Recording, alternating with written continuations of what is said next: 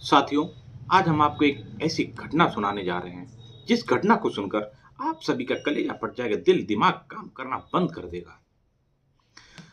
साथियों, एक माँ और बाप कलकत्ता हाई कोर्ट में एक याचिका दायर करते हैं। वो याचिका उनकी बेटी की हत्या और रेप के संबंध में थी। वो जज साहब को बताते हैं कि साहब, हमारे पास एक फोन आता है और वो बताता है कि तुम्हारी बेटी की तबीयत ठीक नहीं है, तुम लोग जल्दी से हॉस्पिटल आ जाओ। और फोन कट जाता है। फोन कटने के बाद उस नंबर पर बार बार कॉल करते हैं, लेकिन फोन उठाता नहीं है। दूसरी तरफ जिसने फोन किया था, वो व्यक्ति आखिरकार फोन उठा लेता है। फिर वो उनको बताता है कि उनकी बेटी की जीवन लीला समाप्त हो गई है। अब उन्हें समझ में नहीं आ रहा था कि आखिर वो करें तो क्या करें। इसके बाद माँ और बाप सीधा हॉस्पिटल पहुंचते हैं। फिर वहां वो पहुंच जाने के बाद वह बताते हैं कि हम अपनी बेटी से मिलने के लिए आए हैं, कृपया हमको बताओ कि मेरी बेटी कहाँ है और उसके साथ क्या हुआ है। तब वहां पर मौजूद एक स्टाफ उनको बोलता है कि आप थोड़ा बैठ जाओ, अभी डॉक्टर आकर आपसे बात करते हैं, तब तक आप आराम कर लो, थोड़ा पानी पी लो।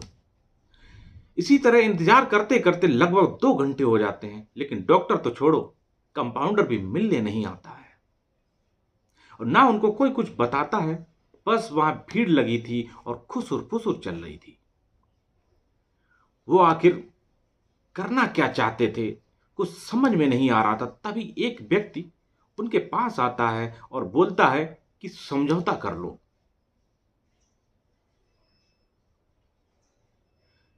यानी जो व्यक्ति 2 घंटे से अपनी बेटी को देखने के लिए तरस रहा था, तड़प रहा था, परेशान हो रहा था कि उनकी बेटी कैसी है और उनको देखने को मिल जाए, अचानक उनके कान में एक आवाज आती है कि समझौता कर लो।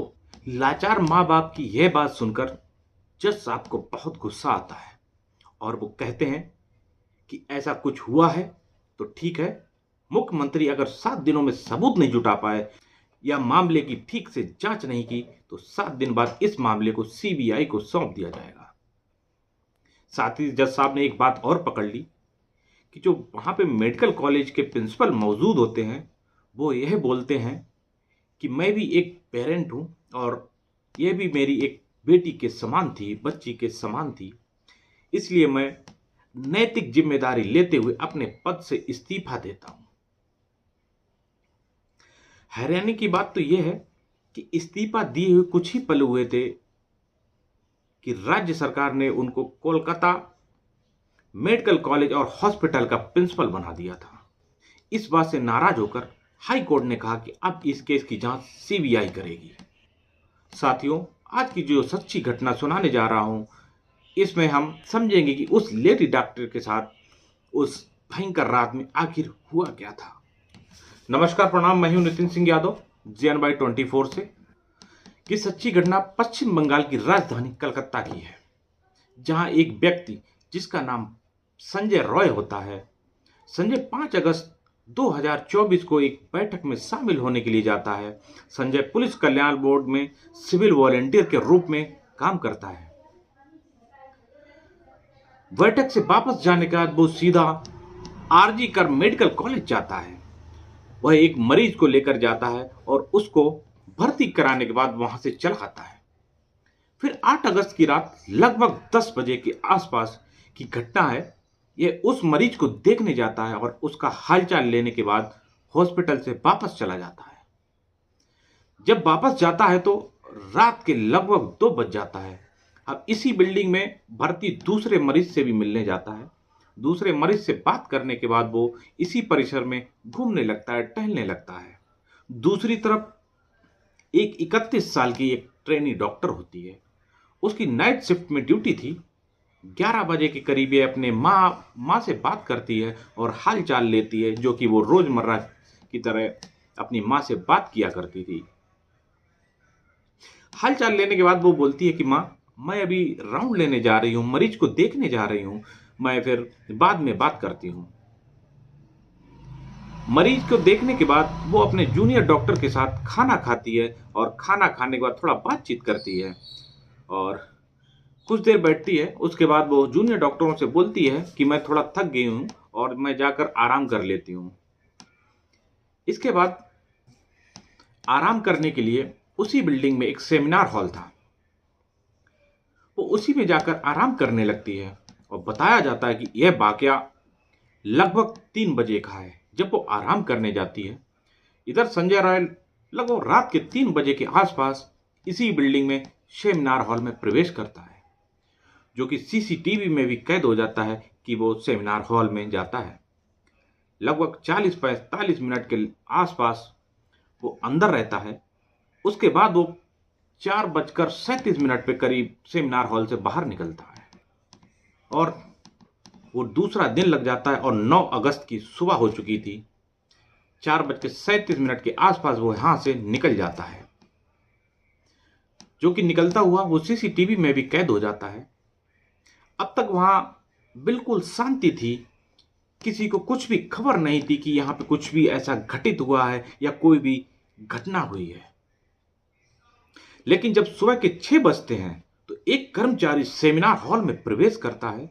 जब वह अंदर जाकर कुछ ऐसा नजारा देखता है कि उसकी आंखें फटी की फटी रह जाती हैं। दरअसल वहां पर एक लाश पड़ी हुई थी जो कि खून से लथपथ थी। वह लाश को देखते ही चीखने लगता है और शोर मचाता हुआ सेमिनार हॉल से बाहर भागता है। उसकी चीख पुकार सुनकर आसपास के कर्मचारी भी जो होते हैं वो भी उस लाश को देखते हैं तो वो लोग भी चीखने लगते हैं और शोर मचाने लगते हैं।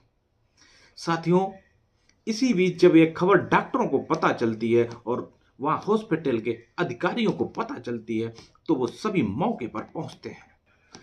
पहले तो इस मामले को दबाने की कोशिश की जाती है कि कहीं इस मामले को लेकर कॉलेज की इमेज ना खराब हो जाए।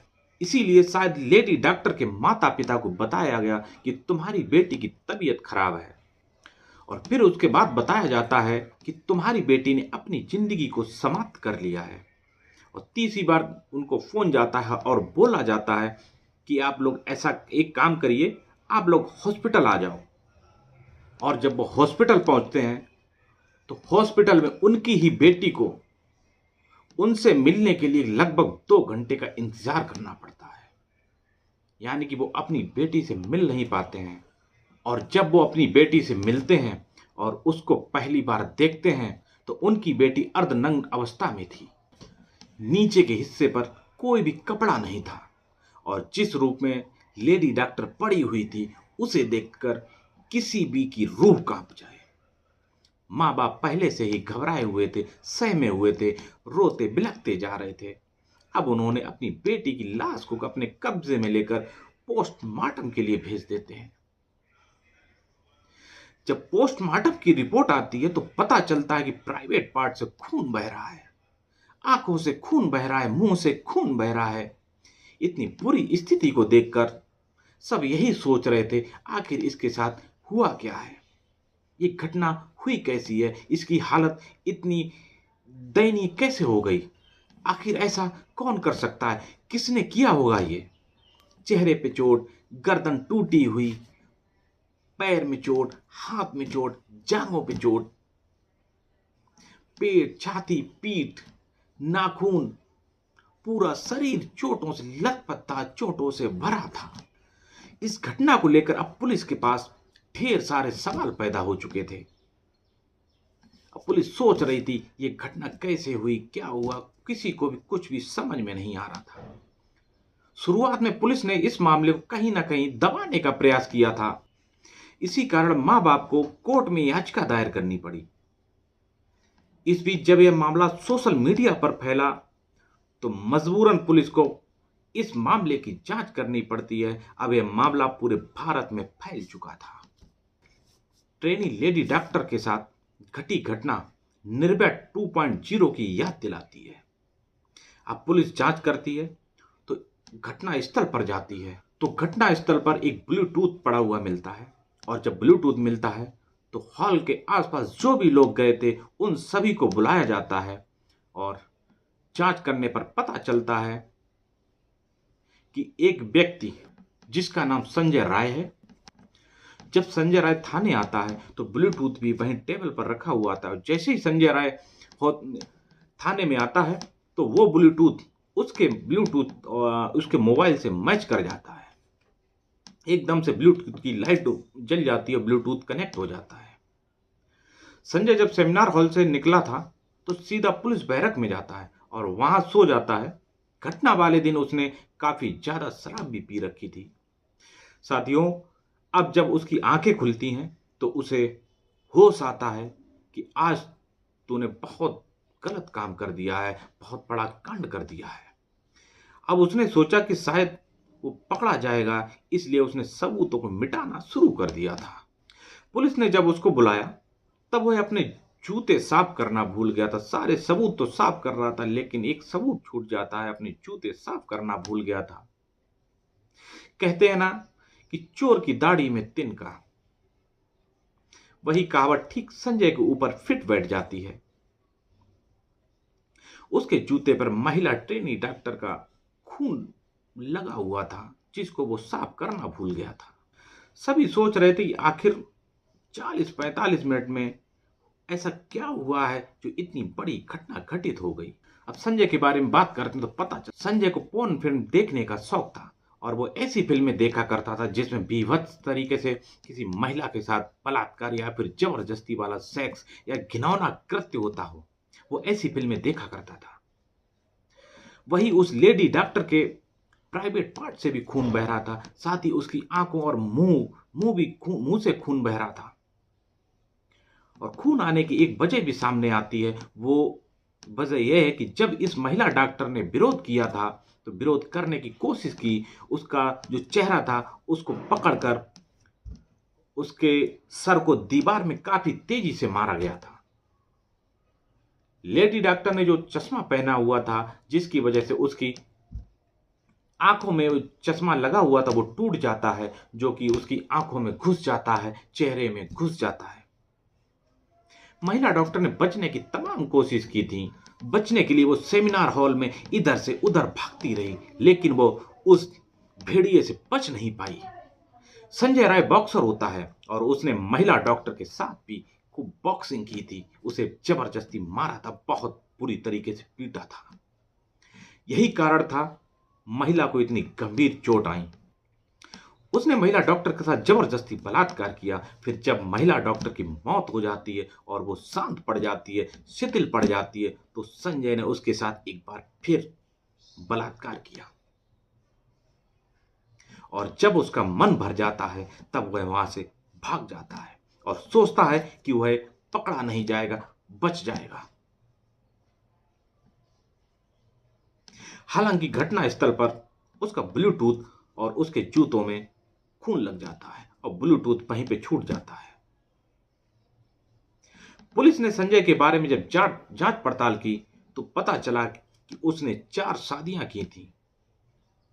पहली बीवी छोड़ के भाग जाती है, दूसरी से शादी होती, दूसरी बीवी भी छोड़ के भाग जाती है, तीसरी से शादी होती तो तीसरी बीवी भी छोड़ के भाग जाती है, जब चौथी से शादी होती तो चौथी बीवी किसी बीमारी के कारण उसकी डेथ हो जाती है। लेकिन वो बीमारी का अभी तक पता नहीं चल पाया कि वो किस बीमारी से उसकी डेथ हुई थी। जांच करने पर पता चलता है कि संजय को पोर्न फिल्म देखने का शौक था। वो पोर्न साइट देखा करता था और गंदी फिल्में देखा करता था और वो वही हरकत अपनी बीवियों के साथ भी किया करता है। इसीलिए बीवियां परेशान होकर एक एक करके तीनों बीवियां उसको छोड़कर चली जाती हैं। और जब आसपास के लोगों से उसके बारे में पूछा जाता है और जानकारी की जाती है तो पता चलता है कि इसके घर से अक्सर रोने चिल्लाने चीखने चिल्लाने की आवाजें आया करती थी। वह अपनी बीवियों के साथ भी इसी तरीके से मारपीट किया करता था और घिनौनी हरकतें किया करता था। संजय राय की अपनी बहन से भी नहीं पटती थी और उसके रिश्ते अपनी बहन से ठीक नहीं थे, क्योंकि संजय राय जिस तरीके से अमानवीय तरीके से हरकतें करता था उसकी बहन को वो पसंद नहीं थी, इसलिए वो उससे बातचीत और उससे संबंध खत्म कर दिए थे। अब संजय राय अपनी माता के साथ रहता है। वो बाहर ऐसे रहता था मानो वो पुलिस वाला हो। हालांकि वह मानदेय रूप में काम करता था और उसको महज 12,000 रुपए मिलते थे। इसी तरह से वो अपना गुजारा कर रहा था। जानकारी पर करने पर पता चलता है कि हॉस्पिटल में वो मरीजों को इसलिए लेकर जाता था ताकि उसको उनसे कमाई हो सके, कुछ पैसे मिल सकें। क्योंकि सरकारी हॉस्पिटलों में और मेडिकल कॉलेज में कोई भी मरीज जल्दी भर्ती नहीं हो पाता था, क्योंकि वहाँ पे इतनी भीड़ होती थी और बेड भी फुल हो जाते थे। इस वजह से जिसकी पहुंच होती थी वही मेडिकल कॉलेज में भर्ती हो पाता था। तो संजय के संबंध भी बड़े अधिकारियों से थे, बड़े पुलिस वालों से थे, और अधिकारियों से संबंध होने के नाते उससे छोटे पुलिस वाले डरते भी थे और उसका भय भी मानते थे।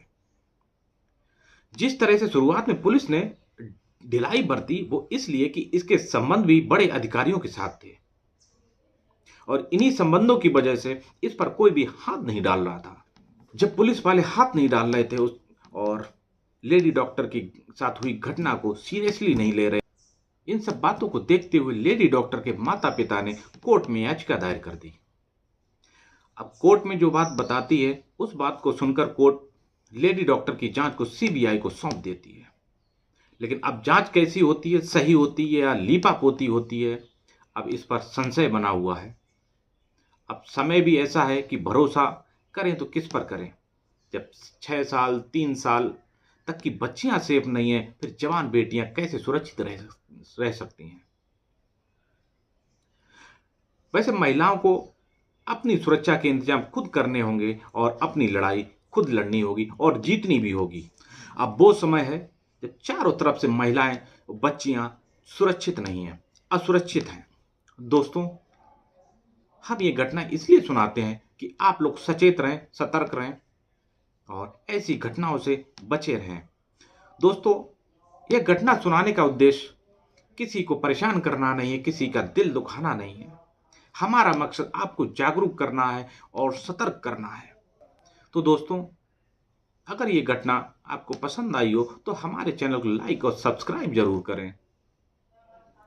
तो दोस्तों, मिलते हैं अगली वीडियो में। तब तक के लिए जय हिंद, जय भारत।